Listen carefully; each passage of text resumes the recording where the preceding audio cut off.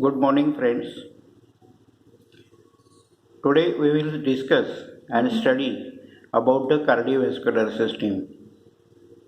You are aware that cardiovascular system consists of three interrelated components: blood, about which we have learned details in the past, then heart, an important organ of the body, and blood vessels. These three parts contribute together in the cardiovascular system. Regarding the cardiovascular system, the syllabus expected from the BMS first year student as per Central Council of Indian Medicine is that physiology of the cardiovascular system, you should be aware about it. Then functional anatomy of the cardiovascular system, then cardiac cycle, then heart sounds, then regulation of the cardiac output and venous return. Then you have to learn the physiological basis of ECG, that is electrocardiogram, then heart rate and its regulation, and arterial pulse. At the same time, system of blood pressure with its control. As per syllabus, these points are expected from us before examination. But for proper understanding, we will reorganize these points, and as per convenience, we will study the cardiovascular system in total. On today's lecture, we will see about the structure of the heart, and in the next lecture, we will able to see about the functions of the heart, functional part or physiological part of the heart. Then we will see the electrocardiogram and then about the blood pressure. That will be our future program. But for today, let us focus on structure of the heart. Again, we should remember cardiovascular system consists of the blood, heart and blood vessels. Here the cardio means heart. You must have gone through the term cardiologist. He is a physician or a doctor who is concerned regarding the structure, function, pathological changes and management of the heart diseases. So whenever somebody suffers heart disease, he has to go to the cardiologist. Then another term is vascular. Vascular means blood vessels. We should remember a few things about the blood vessels. Blood vessels there are five types of the blood vessels in the body: arteries, arterioles, capillaries, venules and veins. Now these arteries, there are three types of the arteries: large arteries, medium size arteries and small arteries. Large size arteries are also known as elastic arteries. Medium size arteries are known as muscular arteries and is supply most to the muscles. Then if we start the study of the heart, the study of the normal heart and the disease associated with it is called cardiology. Let us see the structure of the heart, which is the main focus of today's lecture. The heart is basically a pump that circulates the blood about 5 liters toward the lungs and the same volume to the rest of the body. Here, what is the main identification of the heart? Remember that heart is a pump. As there is a pump in our house which pulls water and collects at the terrace, in a whatever box you have kept in the terrace, it is collected there. For water to reach in the terrace, it has to be pulled. So this pulling power this heart has a pumping action, and because of this pumping action, the blood is circulated throughout the body. You are aware that there are 5 liters of the blood in normally adult male and female. These all 5 liters of the blood is taken towards lungs at the same time, same volume to the rest of the body also. Now heart is cone shaped and relatively small, the same size that of the closed fist.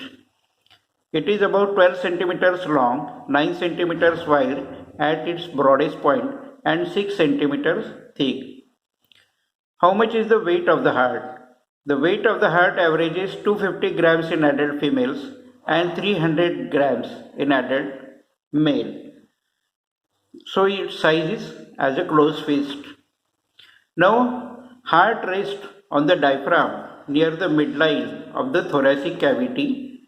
It lies in the mediastinum. What is mediastinum? Mediastinum is the space between two lungs in the chest cavity. The pointed end of the heart is apex, which is directed anteriorly and inferiorly and to the left. The broad portion of the heart opposite the apex is base, which is directed posteriorly, superiorly and to the right. The anterior surface, the inferior surface, right border and left border are also concerned with the heart. So here we should remember two surfaces and two borders. In the picture, you can see the midline or mediastinum in between two lungs. It is a space where the heart is situated.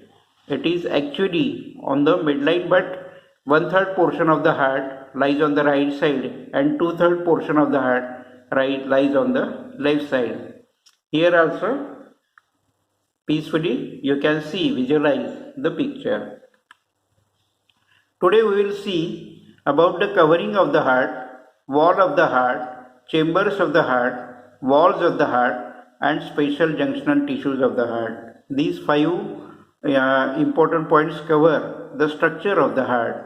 Then we will see how these all five parts are important in functioning of the heart. Covering of the heart is also known as pericardium, which consists of two layers, outer fibrous layer and inner serous layer. Again, this serous layer is divided into two different layers, outer parietal layer and inner visceral layer. Now, in between visceral layer and parietal layer, there is a pericardial cavity in which pericardial fluid is present. So, you have to remember all the points. You can see here different layers of the heart: fibrous pericardium, serous pericardium, visceral layer, parietal layer, pericardial cavity in which the pericardial fluid is present. About pericardium, the membrane that surround and protect the heart is a pericardium. It confines the heart to its position in the mediastinum while allowing sufficient freedom of the movement for vigorous and rapid contraction. The pericardium consists of two main layers, the fibrous pericardium and serous pericardium. Fibrous pericardium is a layer that surrounds the heart. There are two layers of the serous pericardium, parietal layer and visceral layer. The inner visceral layer of the serous pericardium, also called epicardium. The cavity in between parietal and visceral pericardium is called pericardial cavity. The fluid present in the pericardial cavity is known as pericardial fluid. Now, second point, the wall of the heart. Wall of the heart consists of three layers: outer epicardium, middle myocardium and inner endocardium. Heart consists of these three layers. The outermost epicardium is also visceral layer of the serous pericardium. In the thin outer layer of the wall, it is composed of the mesothelium, which is a delicate connective tissue that imparts a smooth slippery texture to the outermost surface of the heart. The midline myocardium, which is the cardiac muscle tissue, makes up the bulk of the heart and is responsible for its pumping action. The innermost epicardium is a thin layer of the endothelium overlying thin layer of the connective tissue. This is small introduction about the three layers of the heart. Let us see in details. Now, heart has four chambers. The two superior chambers are the atria and the two inferior chambers are known as ventricles. Chambers of the heart: atrium, right and left atrium, ventricles, right and left ventricles. You can see in the picture left atrium, left ventricle, right ventricle peacefully.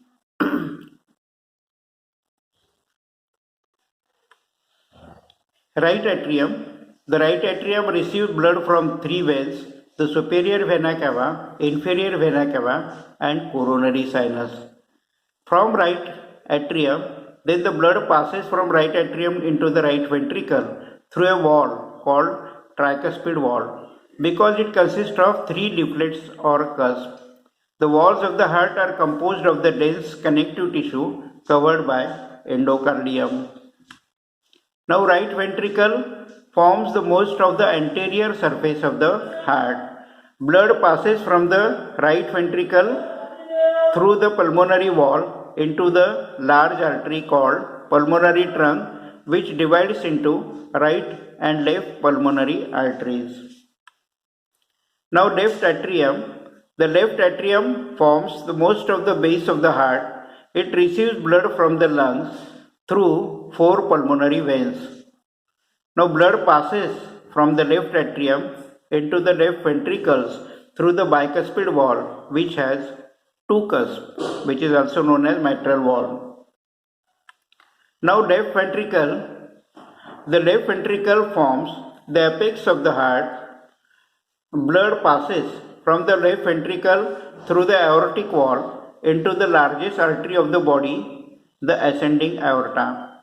Some of the blood in the aorta flows into coronary arteries, which branch from the ascending aorta and carry blood to the heart wall. The remaining blood passes into the arch of aorta and descending aorta, branches of the ascending aorta. Here we should remember the different branches of the aorta also and coronary circulation, which is very important. Now myocardial thickness and function. Myocardium, which is the middle layer of the heart wall, it has got some special characters. Its thickness and its functions are slightly different. The thickness of the myocardium of the four chambers varies according to the each chamber's function. Because the ventricles pump blood greater distance, their walls are thicker. Although the right and left ventricle act as two separate pumps that simultaneously eject equal volume of the blood, the left ventricles pump blood great distance to all other parts of the body at higher pressure, and the distance to blood flow is larger. Therefore, wall of the left ventricle is more thick with compared to the other walls. Now heart walls. Walls of the heart. There are four walls. One is tricuspid wall. Second one is pulmonary wall. Third one is bicuspid wall, which is also known as the mitral wall. And fourth is aortic wall. You can see all the structures inside the picture.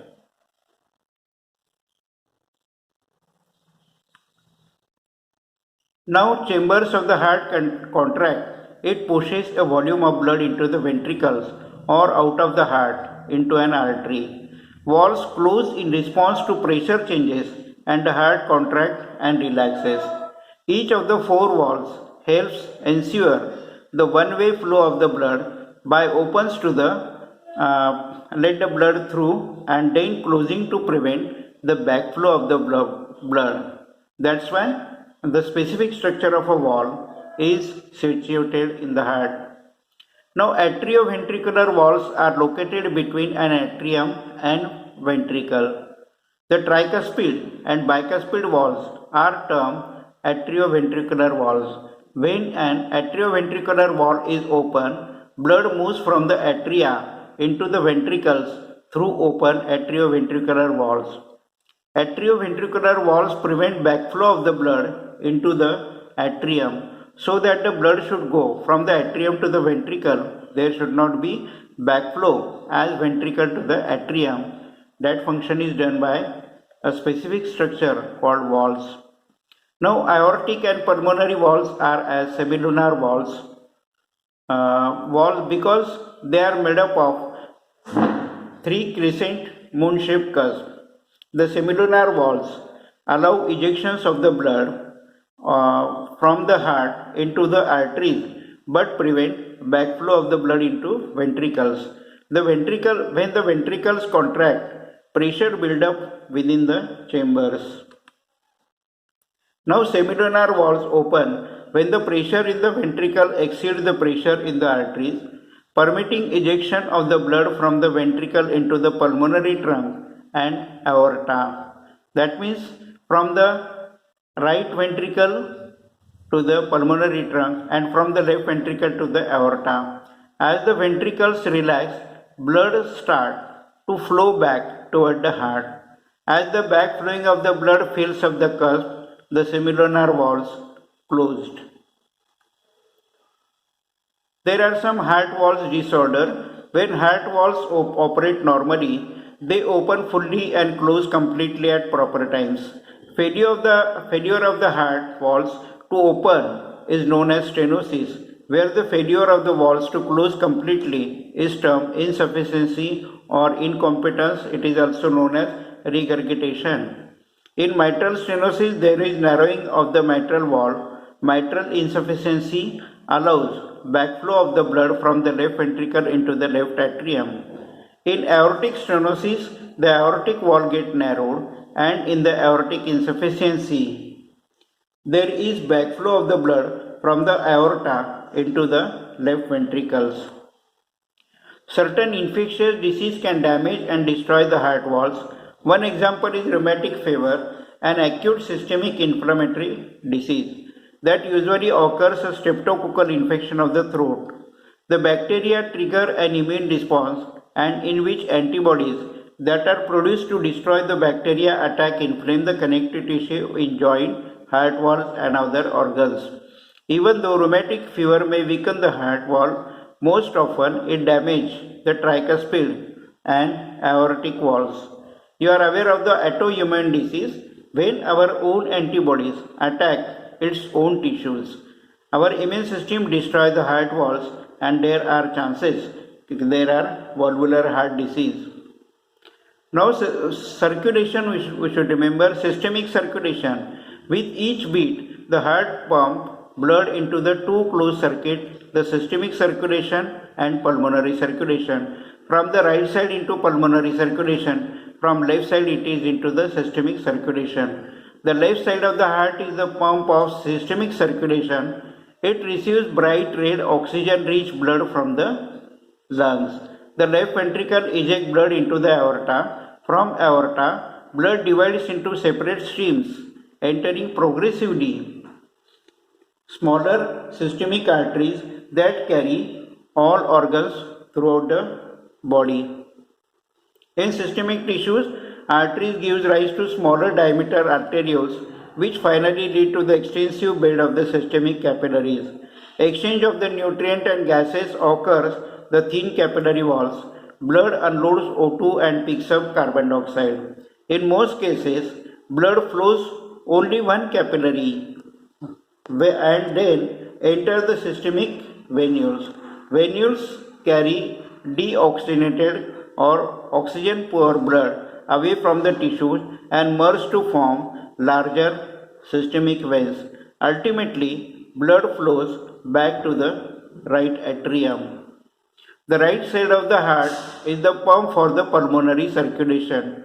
It receives all the dark and deoxygenated blood returning from the systemic circulation. In pulmonary capillaries, then blood unloads CO2 which is exhaled through respiration and picks up O2. The freshly oxygenated blood then flows into the pulmonary veins and returns to the left atrium.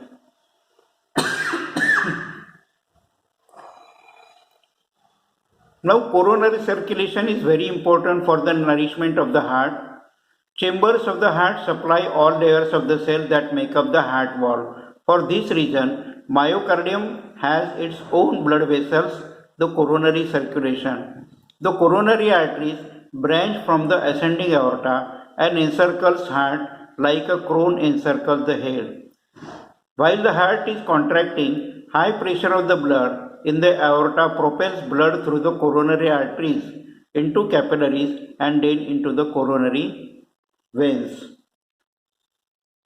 Two coronary arteries, the right and left coronary arteries, branch from the ascending aorta and supply oxygenated blood to the myocardium. The left coronary artery passes inferior to the left auricles or atrium and divides into the anterior, interventricular and circumflex branches. The right coronary artery gives off small arterial branches that supply the right atrium. It continues inferior to the right auricles and divides into the posterior and interventricular and marginal branches. Now, most parts of the body receive blood from the branches of more than one artery, and where two or more arteries supply the same region, then usually connect. These connections are called anastomosis. That means one cell is getting blood from the multiple arteries or multiple capillaries. The myocardium contains many anastomosis, thus heart muscle may receive sufficient oxygen even if one of its coronary arteries is partly blocked, because myocardium is very much important part of the heart as well as the body.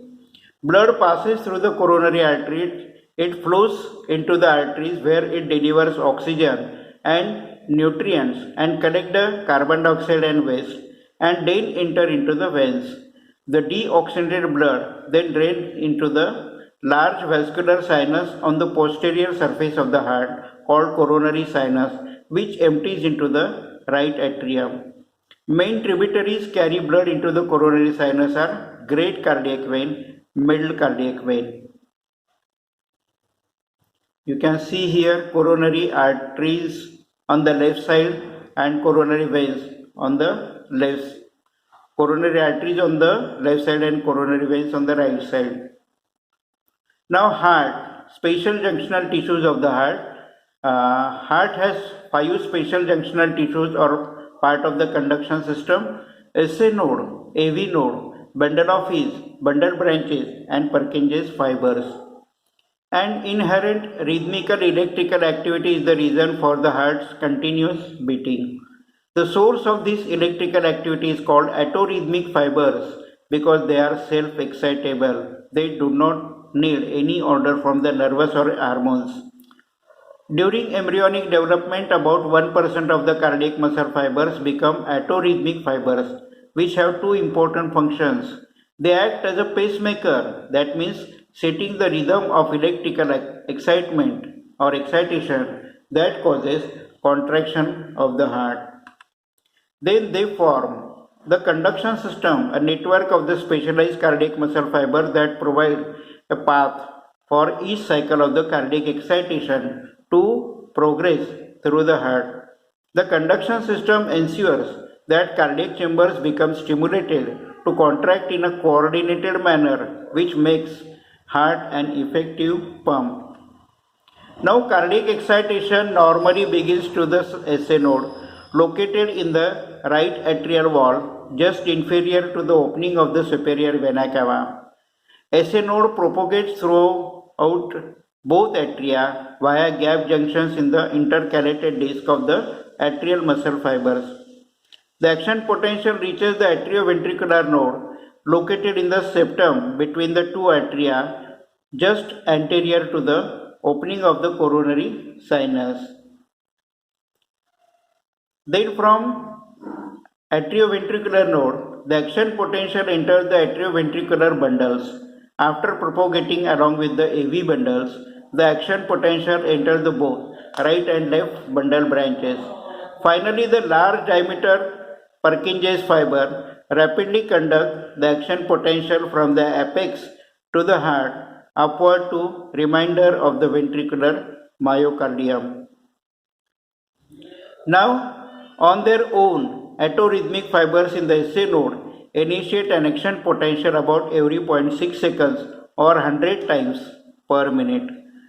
Thus, SA node is normal pacemaker of the heart. Nerve impulses form the autonomic nervous system, and blood-borne hormones such as epinephrine modify the timing and strength of each heartbeat. but they do not establish the fundamental rhythm. In a person at rest, for example, acetylcholine released by the parasympathetic division of the ANS slows SA node packing to about 75 action potentials per minute or 1 every 0.8 seconds. If SA node become damaged or diseased, the slower AV node can pick up the pacemaker task. Its rate of spontaneous depolarization is 40 to 60 times per minute.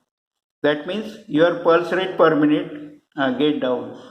If the activity of both nodes is suppressed, the heartbeat may still be maintained by atorhythmic fibers in the ventricles, the AV bundles, bundle branches, and Purkinje's fibers. However, the pacing rate is so slow, only 20 to 35 beats per minute, that blood flow to the brain is inadequate. So, after examination of even only a pulse, if somebody is suffering disease from this conduction system or any of the atorhythmic fibers in the conduction system, you can diagnose only after the examination of pulse in that person. When this condition occurs, normal heart rhythm can be restored and maintained by surgically implanting an artificial pacemaker, a device that sends out a small electrical current to stimulate the heart to contract. Here, a surgical pacemaker or artificial pacemaker, if somebody is carrying, that means he is suffering the disease of this conduction system, and his pulse rate always comes down, but sometimes that can be increased.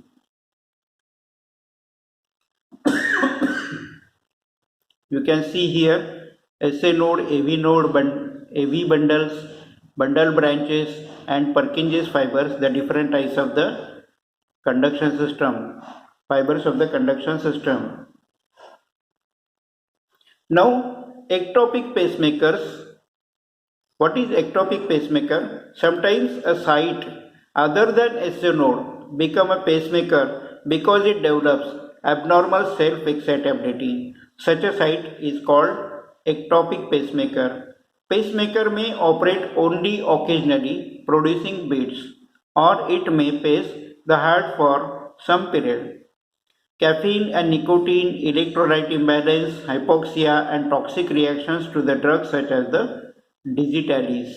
This is about your conduction system. So far, we have seen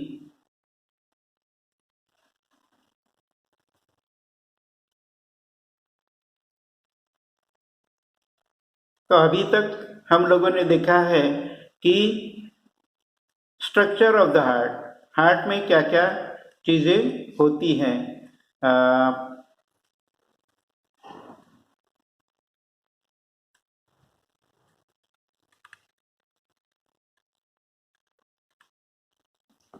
एक आपको याद रखना है covering of the heart, इसको pericardium बोलते हैं. Wall of the heart, then chambers of the heart, walls of the heart, special junctional tissues of the heart. Covering of the heart जो है पेरिकार्डियम, उसके दो लेयर्स हैं, फाइब्रस और serous layer. जो सीरस लेयर है उसके फिर आप देखेंगे कि दो लेयर्स है, विसरल लेयर और पैराइटल लेयर. इन दोनों के बीच में पेरिकार्डियल कैविटी होती है, उसमें पेरिकार्डियल फ्लूइड होती है. ये सब आपको याद रखना है. वॉल ऑफ द हार्ट, उसके तीन लेयर्स हैं. सबसे बाहर एपिकार्डियम, बीच में मायोकार्डियम और सबसे अंदर की तरफ एंडोकार्डियम. इसमें मायोकार्डियम सबसे ज़्यादा इम्पोर्टेंट है क्योंकि इसी मायोकार्डियम में कार्डियक मसल टिश्यू होते हैं. Then chambers of the heart में 4 चेम्बर्स होते हैं, राइट एंड लेफ्ट एट्रियम और राइट और लेफ्ट वेंट्रिकल्स. उसके बाद में आपको याद रखना है कि walls of the heart 4 walls होते हैं. सॉरी, ट्राइकस्पिड वॉल जो राइट एट्रियम और राइट वेंट्रिकल के बीच में होता है. पल्मोनरी वॉल जो राइट वेंट्रिकल और पल्मोनरी आर्टरी के बीच में होता है। फिर बाइकस्पिड वॉल, इसी को माइट्रल वॉल कहते हैं, जो लेफ्ट एट्रियम और लेफ्ट वेंट्रिकल के बीच में होता है। और एओर्टिक वॉल, जो लेफ्ट वेंट्रिकल और एओर्टा के बीच में होता है। उसके बाद में हम लोगों ने ये याद रखना चाहिए कि सिस्टेमिक सर्कुलेशन में कम से कम 3 टाइप के circulation, general circulation, systemic circulation, pulmonary circulation and coronary arteries. Heart के पास एटोरिथमिसिटी इसलिए होती है कि उनके पास 5 स्पेशल जंक्शनल टिश्यूज होते हैं, SA node, AV node, bundle of His, bundle branches and Purkinje's fibre. I am sure you will able to understand all these things. For any of the difficulty, you can contact me at any time. Have a good day. Thank you very much.